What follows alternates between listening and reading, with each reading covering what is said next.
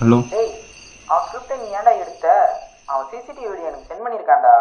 வீடியோவா? எனக்கு சென்ட் பண்ணிட்டு பார்க்கலாம்.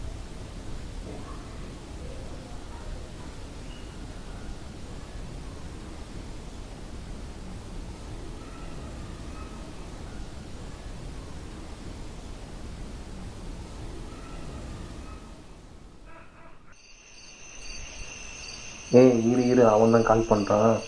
நான் வந்து பேசிட்டு ஒன்று கூப்பிட்றேன். சரி, ஓகே. ஹலோ. நான் என் கதையை என்னான்னு குத்துண்ணா, இல்லை நான் போலீஸ் ஆண்ட கம்ப்ளைண்ட் கொடுத்துருவேன்.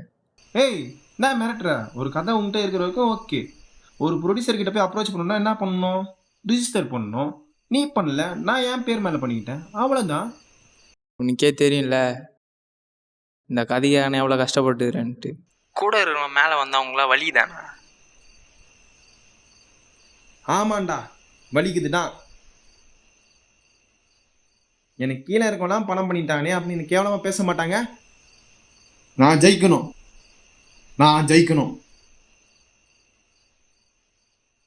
நான் கேட்குறப்பவே இந்த கதையை கொடுத்துருந்தா இவ்வளோ பிரச்சனை வந்திருக்குமா? உங்களை மாதிரிலாம் ஆளுக்கு இருந்தானா பாதி பேர் படம் பண்ணதே விட்டுறாங்க. இது என் கதை, என்னாலாம் விட்டுற முடியாது. உன்னால முடிஞ்சது பண்ணிக்கிறேன் அப்படா. அவன் சும்மாலாம் விடக்கூடாதுண்ணா, நான் போகிறேன். டேய், எங்கடாப்பா?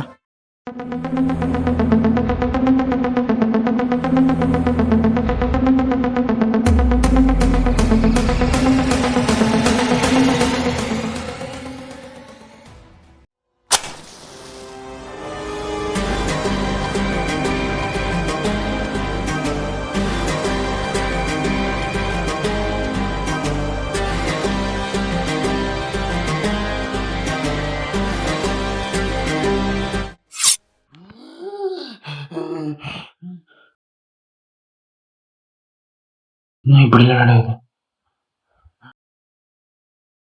கொஞ்சம் வெளியே போய் பார்ப்போம்.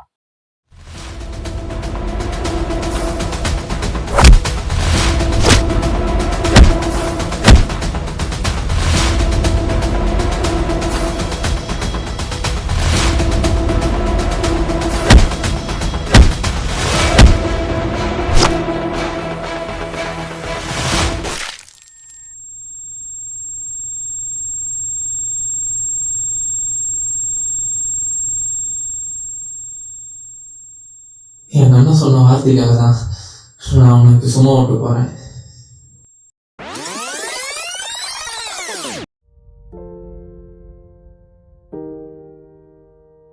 என் கதையெல்லாம் அப்படி சும்மா விட்டுற முடியாதுண்ணா. எத்தனை வருஷம் கதை இது, சும்மாலாம் விட முடியாதுண்ணா. அவன் வீட்டுக்கு போய் நீ அவனை அடிச்சு மிரட்ட போறியா? வேற என்னண்ணா பண்ணுறது? நான் அவனை சும்மா விட சொல்ல, அவனை திருப்பி அடிக்கணும் தான். நான் அது இப்படி கிடையாது. நீ ஒரு டேரக்டர் தான்டா, இது தவிர்த்து வேறு கதையே இல்லையா அவங்ககிட்ட?